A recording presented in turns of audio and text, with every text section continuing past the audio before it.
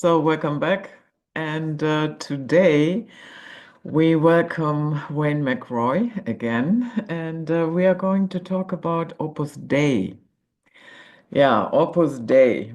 So, founded in 1928 by JoseMaria Escriva and in Spain.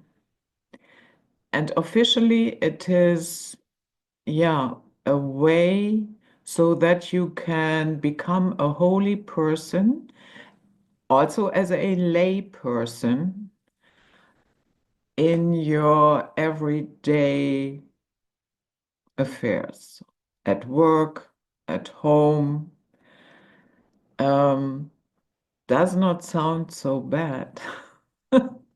But as many things, when you take a deeper look, it's a little bit different. Some would say almost like a cult. Mhm. And I would be one of those persons that would say that it seems like a cult to me because of some of the belief systems that they've used in Opus Dei. So some of the things that they do in order to make themselves holier in regard to that.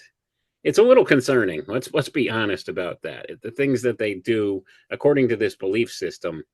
And a lot of this, I think, is a perversion of some ideas that may have come forward through some of the secret society groups, the secret schools, and has been indoctrinated into Catholicism in general. And these people just take it to the next level with a lot of this stuff. They take a physical representation of something that was intended to be a spiritual truth and they turn it into a physical type manifestation of a thing. Like, for example, one of the things they're famous for is what they call flagellation, where they actually will whip themselves and give themselves injuries and wounds, like bleeding wounds and stuff. And somehow they think this makes them holy, I guess, because of the nature of what was done to Christ. So they want to be Christ like, and they figure this is a way to do that. And I find it rather concerning that they think that somehow this is a positive type of a way of doing things. And I see you got your friend there. Yeah, and she is attacking my microphone. I don't know what it is. She will go away in a couple of minutes. Sometimes she does that. Then for some stupid reason, she's fully focused on the mic. That's cats for you. And actually, she looks just like my cat. I have a cat that looks just like that. So I A find that Russian blue? I guess that's what she is. I never knew what breed she was, but she looks just like her. So Yeah, that's a Russian blue. Mhm. Yeah, so some people say, before this interview, I just dropped this name, Opus Dei, here and there, just waiting what type of reaction I would get. And a lot of times people didn't know about it, told me never heard it. And another reaction was, it's the Secret Service of the Vatican. Would you go that far? well, some people will make that claim about it, and there certainly is a tie to the Vatican. And like I had espoused earlier, I think there's a connection to the Jesuits as well. I don't know how deep that connection runs, but your average person, if they have heard of Opus Dei, they really don't know much about it. I'm much the same. I never really delved really deep or heavily into it, but I've seen on the surface some of the things they do, and I recognize some of the connections back to other secret society groups and some of the secret doctrine that's espoused therein, especially those that relate to Catholicism, orders like the Jesuits, like I had mentioned earlier. There are just these certain intrinsic connections you could see. But like I said, I haven't delved deep and looked at what the connecting factor is. So it does have this relationship with the Vatican, and these people do tend to do things to make themselves holier in their own eyes, anyway. And they may have this opinion of themselves that maybe they are kind of the outer guard for the Vatican or some such thing. I don't know as far as all those connections go, but I do know that at the topmost levels in the secret society groups, you always have these types of connections inherent there. And even if it's one little spin-off group like Opus Dei, usually at the topmost levels of that organization, you'll find connections into the other secret society groups. This is how they operate. And is it all on the up and up? Do these people firmly believe that doing these things that they do will make them holier or make them better service to God? I think you have some of that in the different levels of these organizations, but at the top levels, maybe a lot of it's a manipulation. And that's my opinion on what we see with Opus Dei. I think at the topmost levels, the people that are telling the lower level members, this is what you need to do to be holy and to get more wisdom, more holiness, and more of this promotion within the organization. I think they tell them this stuff kind of disingenuously, and they don't practice what they preach at the topmost levels. You see a lot of this in all the different secret society groups. They'll tell you one thing, the exoteric version of a thing, while they keep the esoteric behind the scenes and covered for themselves and for those who reach the high enough initiation level in the order. Then they'll reveal the secrets to them, the real secrets. And I think it's much the same with Opus Dei, just based upon what I've seen externally with it. I think they misconstrue a lot of different things and actually bring them into a physical, real world cause and effect type sequence, in the sense where they'll like do the self-flagellation and stuff like that. And it's not truly what the topmost levels believe behind the scenes as to what they're doing, but it's just a means of control and manipulation of these lower level members. And we see this permeates across all the different secret society groups, and to a certain degree, major religions and organized religious structures across the board, where the lay people or the lower level people are manipulated by this priest class behind the scenes, who keep the esoteric doctrines to themselves, but only give the people the exoteric doctrine. So, looking at that, we could see how this very much could be a manipulation by those people who have some ulterior motive, and especially probably the ones at the highest most levels. I'm not sure who's the head of this Opus Dei organization right now. Maybe we could delve into that a little as we talk here today and see what's the connection to the Vatican, first of all, because you do hear that connection all the time with people. And I think it goes beyond just the Catholic belief system. There may be an actual connection there. Yeah. Remember John Paul II, Yes. the Pope from Poland? Yes. When he became Pope, he didn't have a lot of experience, the inner workings of the Vatican. Yeah, who is what and who is going. And Escriva, um, he, yeah, let's say, supported him a little bit in that. And because John Paul II was satisfied with his explanations and guiding him through the maze. In 2002, he he canonized him. Yeah, but Yeah. that was more or less because John Paul II in the very beginning wasn't quite sure how to navigate it. And it seems like every pope since then has followed suit with this guy. They venerate him on a high level. Yeah. And because of this holiness teaching that he puts out there, the whole doctrine, but beside that, but I would think even the Vatican would like kind of separate themselves from the extremes that some of these followers of Opus Dei have taken to be their regular procedures that they do.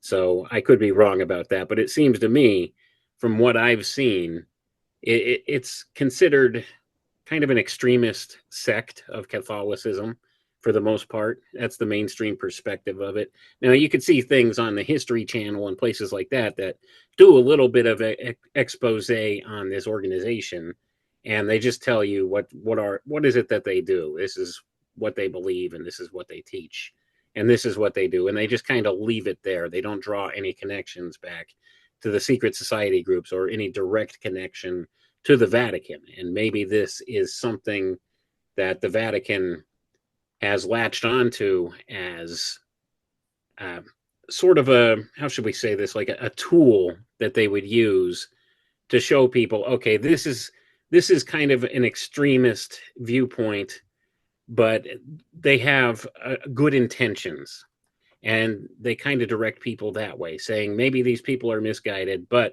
they've got good intentions, and that's the thing that we find most important. And they'll use this as to deflect attention away from perhaps other things that have gone on in the Vatican, because let's face it, there's been a lot of really bad stuff has gone on in the Vatican, connections to various mafia organizations and that P2 Lodge Bank and all of that stuff that has cropped up over the course of the past several decades. So there's a lot there, and perhaps they need a scapegoat, and maybe they use this Opus Dei as a scapegoat for the extremes of Catholicism. Let's put it that way. Maybe they're trying to affect the public consciousness and thinking in this way, that maybe there's these extremists, these people that take it to extremes, but that doesn't necessarily represent the entirety of the Catholic faith or the Vatican itself. And they use it as a tool to steer and direct public consciousness in that way. Hmm. That seems to be the impression I get from it. Like they keep them at arm's length. They quietly approve of what they're doing, but at the same token, they separate themselves from it and take a step back and don't want to be identified with it publicly. So it seems to me there's kind of a dichotomy of thought there going on with the Vatican's response to Opus Dei. Now, it Hmm. does go back to 1928, so this organization's almost 100 years old now. So I don't know much about this Father Escriva. So, like I said, this is one of the secret society groups I haven't delved heavily into, but I do have to do some catch up work and get a little bit deeper into the connections, because I haven't explored them. Because I'm of the mindset where if I see something and on the surface of it, I kind of know something's not right there, and I know that there's some kind of a spurious connection to some other organization. Oftentimes, I'll leave it alone unless it's something that I'm focusing heavily on at the time, or I'm Hmm. finding interesting connections other places. And this one is kind of one that falls to the wayside because there's not a lot of attention given to it. And that's probably a shame on my part. I haven't delved a little deeper into it because it seems we'd have these direct connections here to the Vatican. I mean, if you have the Pope is actually canonizing this guy, that says something right there. Hmm. Yeah, one thing Opus Dei is being criticized for is you have this system of the numeraries and the supernumeraries. And the numeraries, yeah, well, they live in houses owned by Opus Dei. And what they do, let's say in South America or in Asia, a lot of times they go into very poor villages and they talk to the parents and tell them, yeah, we are from Opus Dei. So what do you think? Can you give us our daughter? She will get um, a good education, and we can also give her a job and educate her in hospitality and so on and so forth. And what happens next is that these numeraries, they actually, although they do not belong to the clergy at all, but they take oath like, yeah, poverty, chastity, and all that. So now these young girls sometimes get, yeah, trafficked around the world. Meaning, let's say you come from the Philippines. That doesn't mean that you will stay there. You might find yourself, let's say, um, you work in Spain for a while, or they transfer you to the United States, or next thing you know, you are in even a different country. And which means the parents have, at that moment, they have no influence whatsoever. And those numeraries, when they have meetings with the supernumeraries, and the supernumeraries, funny enough, they lead normal lives with a family, they are married, and they have to, yeah, let's say, take care of the mindset, figure it out. How is this numerary woven? Is there anything that we need to take care of? Are they still on the road, or are they a person that might question what we are doing here? So, yeah, I find that a very, very strict and sometimes even deceitful system. Because the supernumerary who appears to, have your best interests at heart is actually spying on you for the organization. Sounds to me like a combination of Scientology and Mormonism. Honestly, you have all of those same tropes turn up in those organizations as well. And some people will identify some of those organizations as almost cult-like in that way. So certainly there's this whole notion of control that's inherent in the organization. Now, is this strictly for the purpose of trying to help people lead a holy life and stay on that right path? Well, some could argue that that's the case, but it doesn't seem to be so. There has to be an ulterior motive for these people who actually sort of act as a spy within the network as well. And all of this stuff we need to take caution with, proceed with caution. So this is a concerning thing, especially if they could say, okay, we're putting your daughter in this home and then we're going to move her around the world to wherever, and you have no say, you don't know anything about that now, but we'll take care of her and she'll live a holy life and all of this stuff. I could see a lot of people getting deceived, but this is another instance in where it sounds a lot like a cult. And you can see the same thing, like I was referencing earlier. A lot of people who have come out of Scientology and out of some of the stricter Mormon communities will tell you very similar things are going on as to what you're describing there within those organizations. So once again, this connects the dots in my mind between this Opus Dei and some of these other quasi-religious organizations or pseudo-religious organizations like Scientology, like the different factions of Mormonism, where we see a lot of these things going on. And a lot of people have spoken out now publicly about this, about what they teach in secret and what they follow, and how the whole community is actually kind of like a spy community. It's a self-policing type community wherein you have the people that are at these higher levels in the hierarchical structure who check on the lower level members and try to keep them on the straight and narrow path. And in so doing, it becomes a very controlling type thing. And a lot of these people who arise to positions of power within the organization tend to abuse that power. You see a lot of that. And I'm sure it's probably the same with Opus Dei.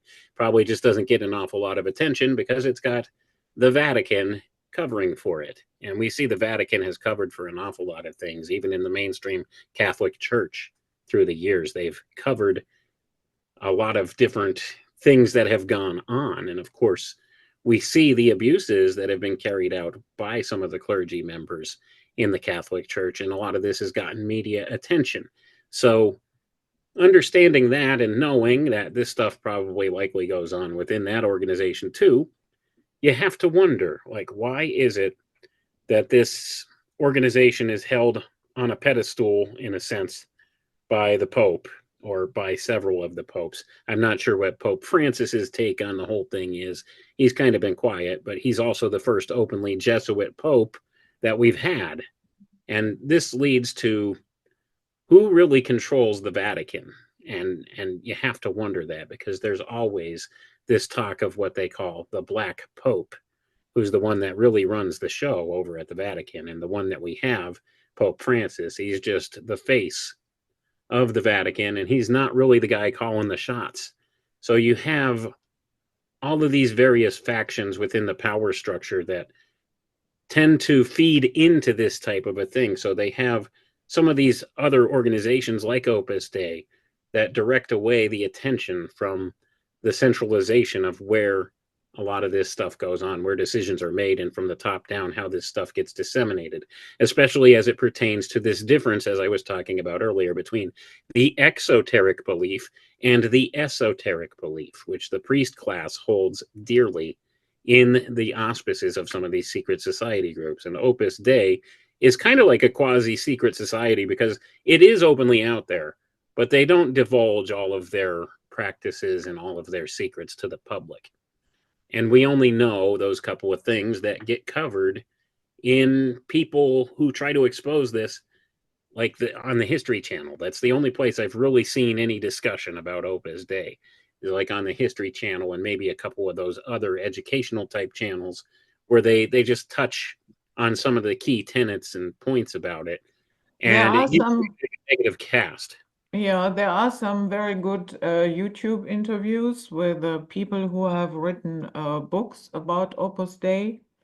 Definitely. What I also find interesting, Escriva was a personal advisor to General Franco in Spain.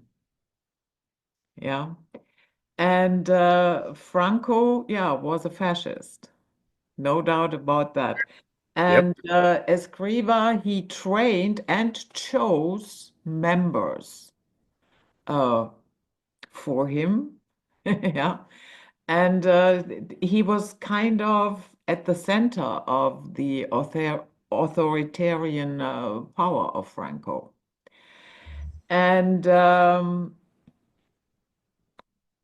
during World War II, 50% of Franco's cabinet members were members of Opus Dei. Well, that's an interesting fact in and of itself, but it just goes to show how some of these quasi-religious organizations can achieve an awful lot of political power. And I suspect we may be seeing some of that in the modern era here as well. This is not something that was limited to back then. This still goes on today, and maybe we'll touch on that a little later.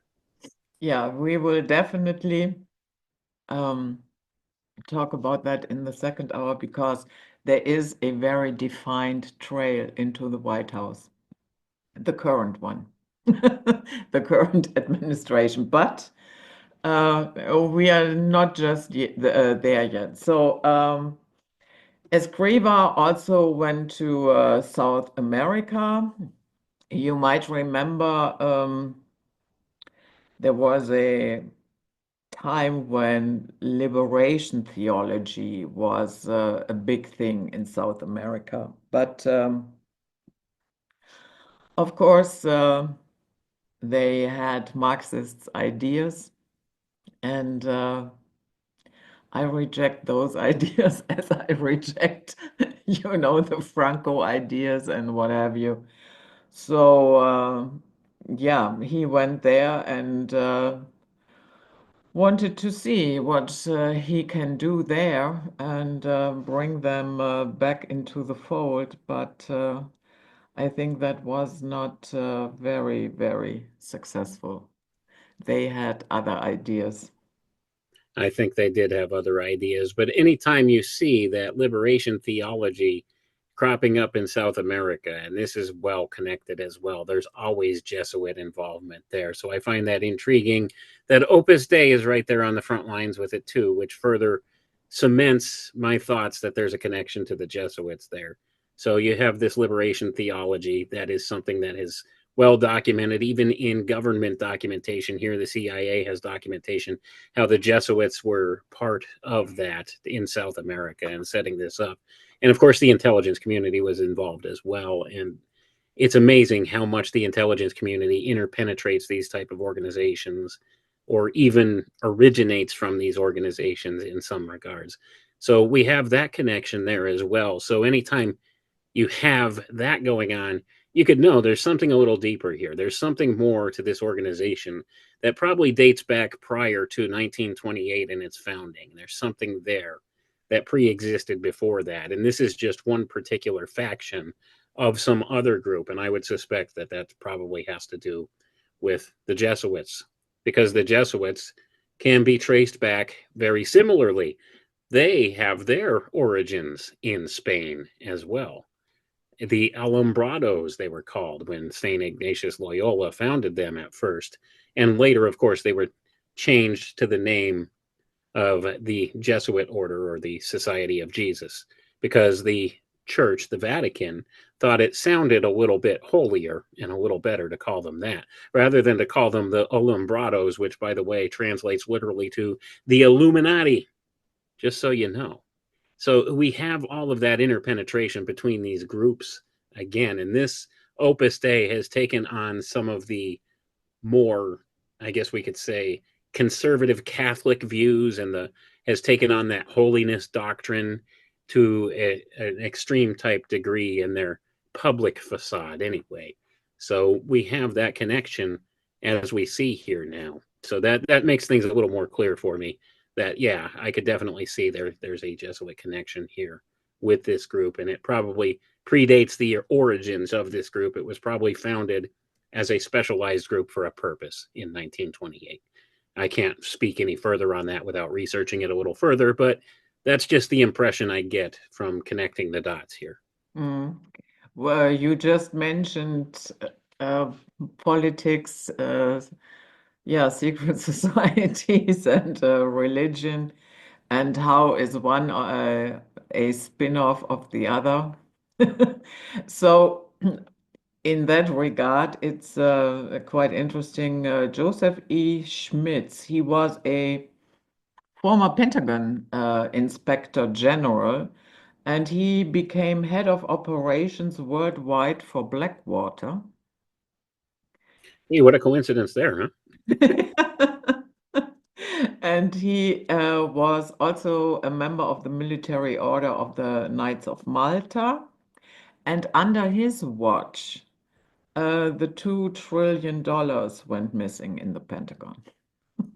Oh, on 9/10/2001, is that the time yeah, Yeah, 2.2 yeah, yeah, yeah, trillion yeah, yeah. dollars. And it It's was just, under his watch. yeah, amazing, isn't it? How all this stuff always seems to coincide. And you mentioned the Knights of Malta with him. Well, isn't that a conflict of interest, really, within these different organizations? That is, of course, if you believe that they're all separate organizations. And that's part of the problem. That's part of the illusion. All these secret society groups at the topmost levels are all interconnected. That's what people don't understand. Even if it's a small organization, like, or a smaller one on the face of it, like Opus Dei, they're all interconnected at the topmost levels, and it's the intelligence community that permeates all of them. And it's amazing how it always ties to politics too, isn't it? Yeah, it's yeah, I mean that is the Triple Crown. Yeah, London, Rome, the Vatican, and Washington, D.C. You have the military arm in Washington. You have the in the city of London, the Square Mile, not London itself. Yeah, that is the banking arm, and then you have the spiritual arm of the Triple Crown in Rome. Right. And these are all independent city states Hmm. that exist within other countries. The Vatican, in and of itself, is a nation unto itself, and it's in Italy. Inside of Rome, all roads lead to Rome. And of course, you spoke of the city of London, which is not London proper. It's something different. It's an independent city state into and of itself. Same with Washington, D.C., the District of Columbia. It's separate from the rest of the nation, has separate individual laws and everything that govern it.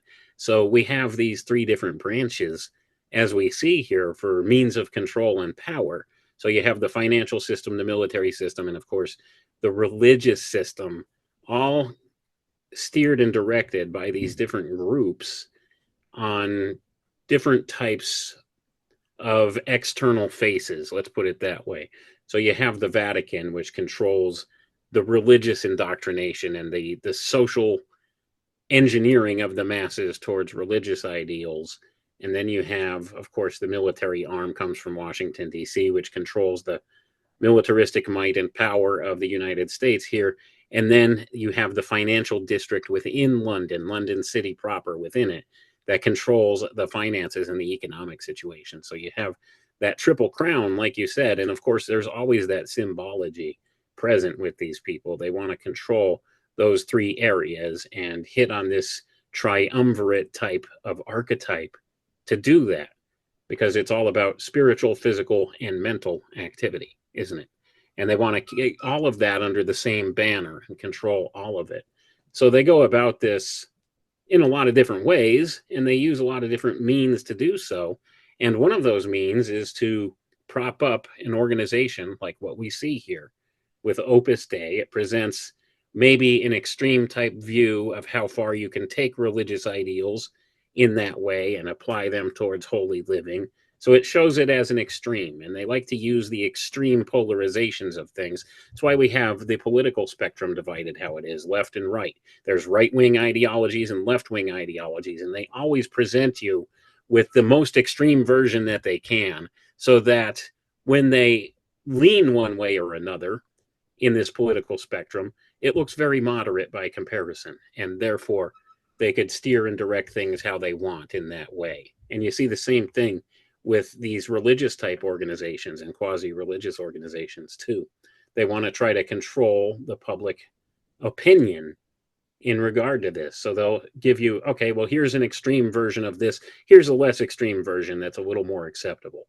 And they steer and guide and direct people that way towards that with public opinion. So I think that's what this Opus Dei's whole, I guess we should say, purpose is for those controllers of this place.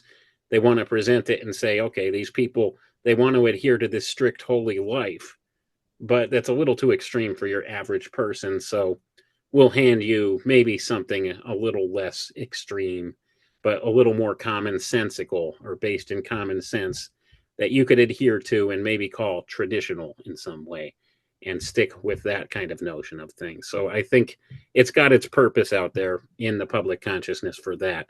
But there's other things, I'm sure, behind the scenes that are going on with it as well, because you pointed to this connection to South America and that spreading of liberation theology attached to this group. So there's all of these different things at play. And of course, I would say the intelligence organizations probably have a key role in that too. How do you, when you're a religious organization like this, get the okay to go into some other country and teach them these various new things that the political governments there probably wouldn't like to begin with? You have to have some kind of an inroads. And that's where a lot of the intelligence organizations and stuff, I think, take a role in that. Yeah. And once you understand, the connection of the Triple Crown, then it is no longer surprising that there are always connections to all the other groups. The moment you get that, the rest more or less falls into place. Yeah, they're all working towards the same overall goals. They're all on the same team. They just give you this illusion of separation or illusion that they're enemies or some such thing, or that they butt heads with one another. Same thing with the strictly political spectrum, the left and the right. They work towards the same goals. They're on the same team, but they want you to believe they're the most bitter of enemies, don't they? And it's all about controlling the public consciousness, the public domain in that way, the public mindset and public opinion. They want to steer you one way or another by picking a side. And it's the same thing with this, because they'll use these religious organizations for you to pick the side. Okay, do you side with this notion that people want to try to be holier or to have a more spiritual walk, or do you walk the secular path? So they could use it to steer people one way or the other by demonstrating extremes on one side and the other with this. So they could steer you more towards the middle. That's what all of this has always been about, trying to steer people towards the middle and the middle being that middle that the controlling powers in this world want to choose for you. So whether it leans a little bit to the right on the political spectrum or a little bit to the left, whatever serves them best, that's where they'll steer the public mindset. And they'll do so by using these extremes to shift public opinion that way.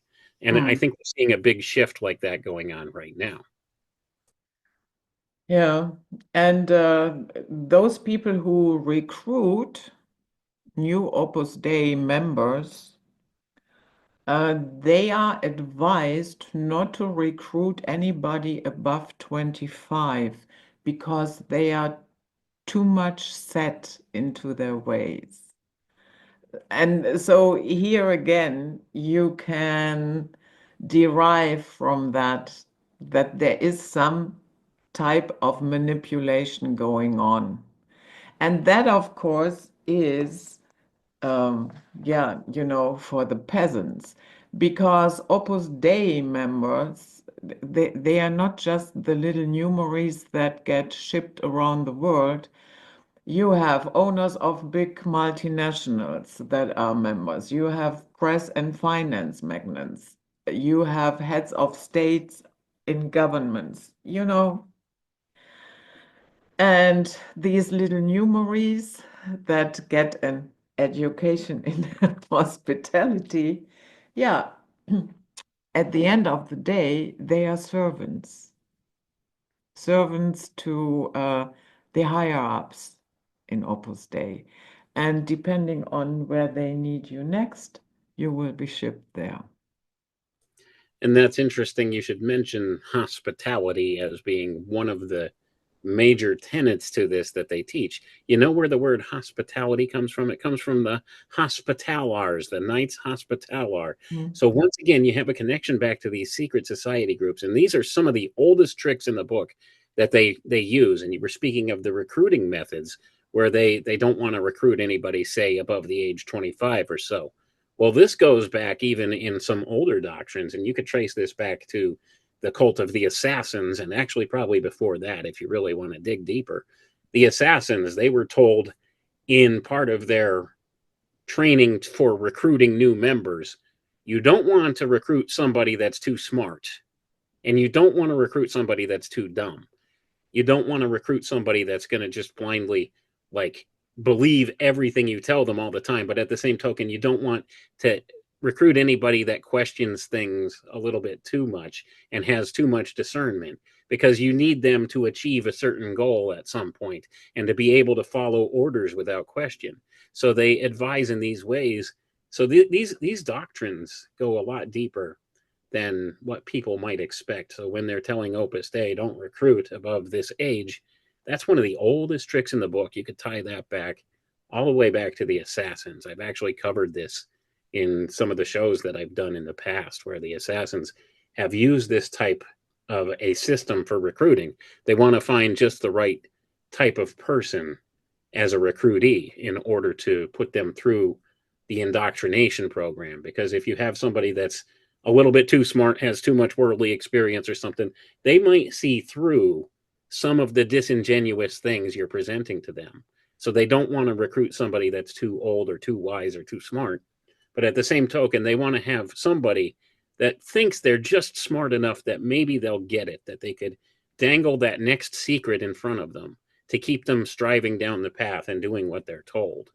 So it's a careful balance. And you could even argue this has been done to Western culture in general, because they've said in the past, who is it that they accredit with this, that has said they want somebody that's smart enough to run the machines and show up to work every day, but also not smart enough to really question their lot in life.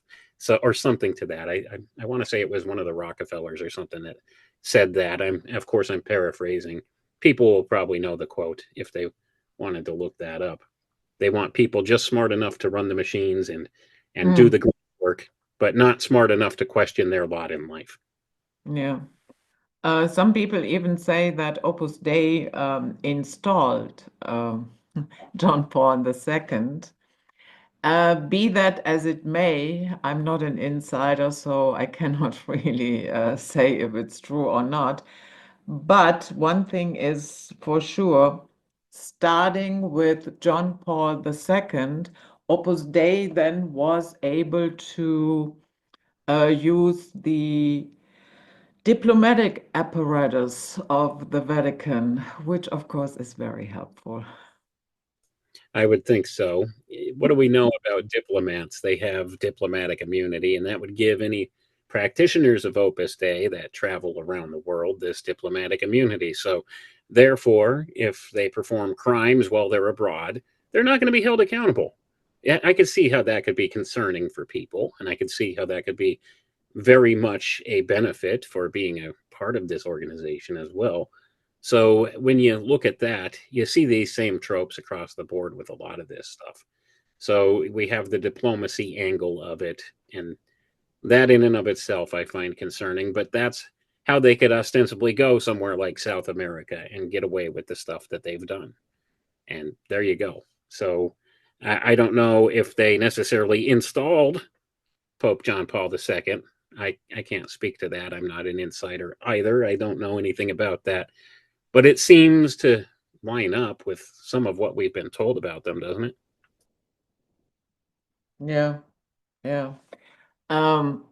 So I will briefly share my screen. Can you see it? Okay, yeah, it came up now. Yeah, here is an interesting website, ODAN, Opus Dei Awareness Network.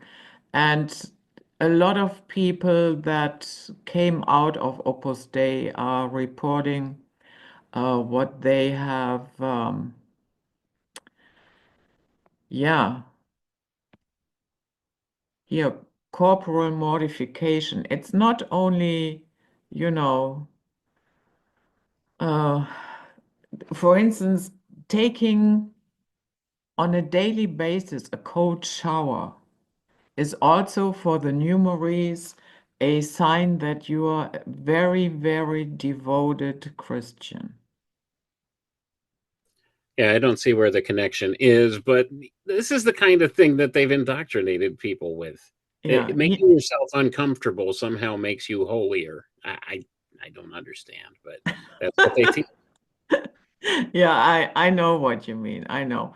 And here it says some acts of corporal mortification may be helpful in checking the desires of the flesh, such as fasting. However, in Opus Dei, especially for the numerary celibate members of the practices mentioned below, are mandatory if one wishes to live the spirit of Opus Dei fully.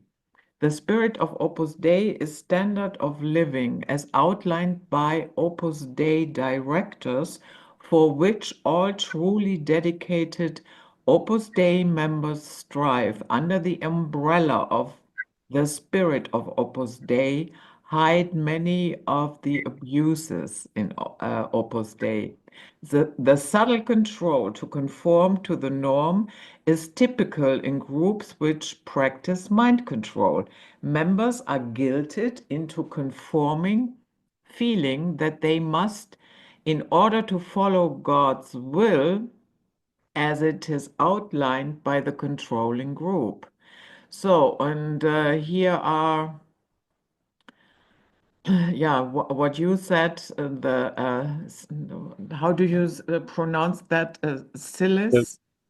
flagellation, Yeah, that's the a word that I spike chain worn around the upper thigh for 2 hours each day, except for church feast days, Sundays, and certain times of the year. This is perhaps the most shocking of the corporal mortifications, and generally, Opus Dei members are extremely hesitant to admit that they use them. So, discipline, a cord like whip, that is what you mentioned, with which resembles macrame, macrame. macrame. What? Macrame. Thank Macrame, yes. you. Macrame. Thank you. Used on the buttocks or back once a week. Oh, we even have a schedule. Yeah, so don't you know that makes you holy if that happens for a week? I find some of the language used even in this documentation very concerning, because they say it's about living according to the spirit of Opus Dei. That is not the Holy Spirit of God. Okay. Yeah. Spirit, Opus Dei, is a completely different spirit altogether. So I find that interesting and compelling that they use that language. Now, the term Opus Dei is Latin and it means work of God. Yeah, Work yeah, of God. So it's exactly. identifying the actual God or the spirit behind this as something different than the spirit of God himself. It's the spirit of work or discipline for the sake of work or discipline, is what it would seem.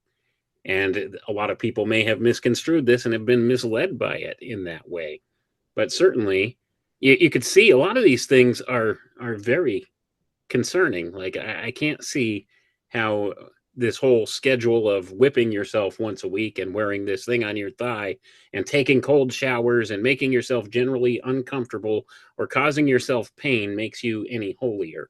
You know, I could argue, okay, fasting may be actually a good thing. There's a lot of health benefits associated with fasting. And if you could train yourself to do a periodic fast, that's great. I don't think it necessarily makes you any holier, but these other things, I can't really see the point in. I could Yeah, understand, okay, you want to yeah, try stray away from indulging the sins of the flesh or something, but this is just sheer punishment for the sake of sheer punishment. It yeah, doesn't even prescribe that you should do this as, say, a response to some particular sin or something you performed. So it doesn't really stand up to reason to say that this is a holy lifestyle in any way, shape, or form, but this is how they present it to the people, to the members therein. And it does have a lot of the same hallmarks as traditional mind control tactics. And that's the important thing here. yeah. And what I also find quite interesting here, female numeraries and male numeraries. So females sleep on boards laid on top of mattresses. Male numeraries sleep on the floor once a week. Sleep without a pillow once a week. That goes for both genders. May not smoke or enter a bar, but male numeraries allowed to smoke and go to bars with recruits for purpose of drawing them closer to Opus Dei. That's weird. That is weird, and the double standard should make anybody stand back and question that. If it's Yeah. really about holiness and holy living, why is it okay for some people but not others to do these things? Is there a true standard or not? What is also interesting, if people want to look it up, Opus Dei affiliated foundations. That is, yeah, of course. MIT, Northeastern, Boston University, University of Notre Dame, Columbia, Harvard, UCLA, Boston College, Princeton, Marquette University, and on it goes. Wow, Yeah, that's a lot of academic institutions, Ivy yeah, League academic institutions that yeah, are affiliated here. That's concerning in and of itself too. yeah, exactly. Plus, you can, if you um, index of forbidden books, there are books that you are not allowed to read. Oh boy, yeah, that's concerning too. You're not Yeah, allowed to read these. Here's a list of books we don't want you to read. Okay, I would immediately go out and read all those books. That's just me, though. yeah. And then you can download the list and yeah, it's quite interesting, this website, because it is all done by, yeah, here you can find the testimonies, yeah, where people share their stories. And especially what we just saw with all the universities and yeah, I have the impression there's almost nothing untouched by it. It would seem that way. I mean, you're talking, there's a lot of prestigious Ivy League universities that are affiliated with it. So the funding for this organization is probably quite heavy. And when you think about that, it's got money coming in from all over the world from a lot of these different places. You have to wonder what's that really about? If it's just a small religious sect that's about holy living and trying to live a holy lifestyle, then you wouldn't think you would have all of these Ivy League universities and academic institutions and corporations and all of these things giving them backing and affiliation and probably sending money to them. I wouldn't think that would be a thing, but apparently it is. So there is something deeper at work here, in my view. Yeah, definitely. That is what we can agree on both.